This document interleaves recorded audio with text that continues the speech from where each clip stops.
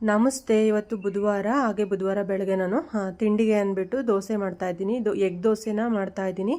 Egg dosa ಮಾಡ್ಕೊಳ್ಳೋಕ್ಕೆ ಮೊದಲು red ಚಟ್ನಿನ ಮಾಡ್ಕೊತಾ ಇದ್ದೀನಿ. ಬ್ಯಾಡಗೆ ಮೆಣಸಿನ್ಕಾಯಿ, ಬೆಳ್ಳುಳ್ಳಿ, ಸ್ವಲ್ಪ ಹುಣಸೆಹಣ್ಣು, ಉಪ್ಪು ಹಾಕಿ ರುಬ್ಕೊತೀನಿ.